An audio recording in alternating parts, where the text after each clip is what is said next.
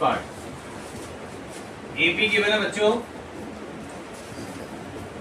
ठीक है, और आपको 30th टर्म फाइंड आउट करना है, ठीक है।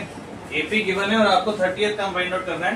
तो यहां से अगर आप देखो तो ए की वैल्यू किसके बराबर होगी 10 और डी कितना आएगा बेटा 7 माइनस 10 इज -3, ठीक है। तो अब ए 30 आपको कैलकुलेट करना है तो वो किसके बराबर होगा ए प्लस 29d, बताया था ना, एक नंबर कम हो जाता है, a प्लस 29d। तो ये आपका आ गया 10 प्लस 29 इंटू -3, ठीक है। तो 29 3 का कितना हो जाएगा तो आपको ये आ गया 10 minus 87, so your answer will be -77, ठीक है। नोट डाउन करिए।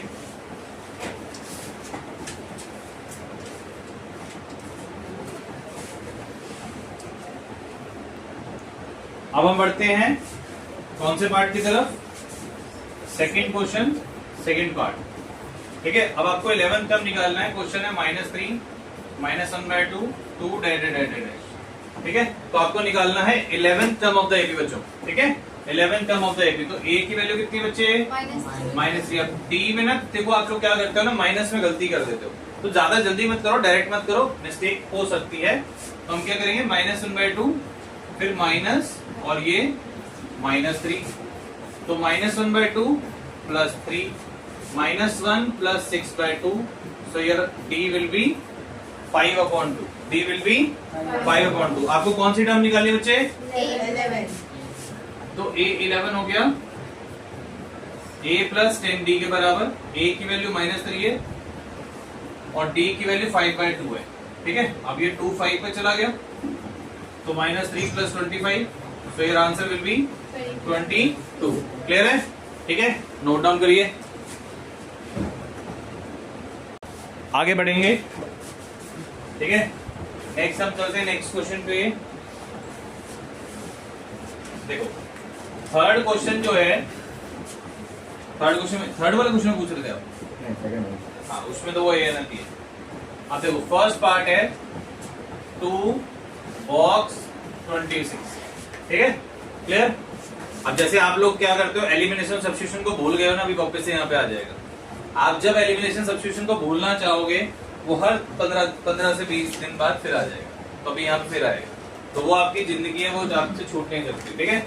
अब देखो a की वैल्यू 2 होगी बेटा, ठीक है। a मतलब a1 पे, 1 नंबर पे थे a1 और a बराबर होता है, ठीक है। ये कितने नंबर पे आ रहा है A3 पे, A3 की वैल्यू 26 है, जिसको मैं A प्लस 2D भी लिख सकता हूँ, येस और नो।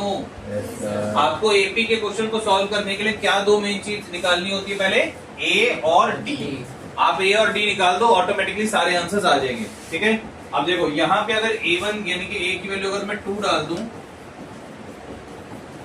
तो 2D will be equal to 24, so D की वैल्यू कितनी आ गई 12, डी की वैल्यू कितनी आ जाएगी 12। अब आपको निकालना क्या है, अब आपको निकालना है सेकंड टर्म।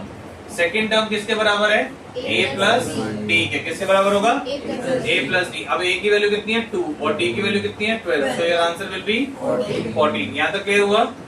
एक आध पार्ट में और आपको सॉल्व करके दे देता हूँ, ठीक है। ये तो हमारा था थर्ड का फर्स्ट पार्ट जो हमने कर लिया। हम नेक्स्ट एक और आपको करा देता हूँ, फिर उसके बाद थोड़ा सा आप प्रैक्टिस करेंगे, ठीक है। देखो अब मैंने आपको करवा देते हैं थर्ड पार्ट। थर्ड पार्ट में यहाँ 5 लिखा हुआ है, यहाँ डैश है, यहाँ डैश है, और यहाँ पे 9:1/2। 9:1/2 मीन्स, ठीक है। अब देखो a की वैल्यू हो गई, a मीन्स a1, इसकी वैल्यू 5 हो गई, ठीक है। ये कितने नंबर पे है 1 2 3 4, 4 मीन्स a प्लस 3d, तो ये a प्लस 3d, इसकी वैल्यू कितने के बराबर आ रही है 19/2, ठीक है बच्चा पार्टी। अब a की वैल्यू यहाँ पे हम जो है सब्स्टिट्यूट कर देते हैं, तो 5 plus 3d will be equal to 19/2, so 3d will be equal to 19/2 minus 5, 3d will be equal to 19 minus 10/2, तो ये आपका कितना आ गया 9/2। अब अगर इस 3 को वहां नीचे ले जाऊं तो d आ जाएगा, ठीक है।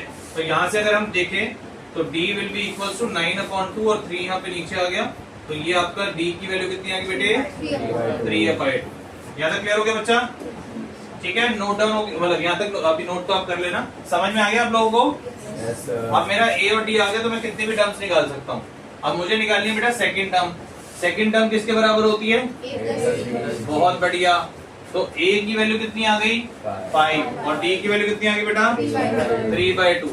एलसीएम लेंगे तो 10 + 3 13/2, ये आपका आंसर आ जाएगा। नेक्स्ट आपको निकालना थर्ड टर्म। थर्ड टर्म किसके बराबर होती है? a + 2d। बहुत बढ़िया। तो a की वैल्यू आ गई 5 बेटा और d की वैल्यू कितनी आ गई 3/2 है। ये और ये कैंसिल हो गया तो a3 की वैल्यू कितनी आ गई 8। कॉन्सेप्ट क्लियर हो गया बेटे? तो मैंने आपको सेकंड पार्ट, फर्स्ट पार्ट और थर्ड पार्ट करा दिया है।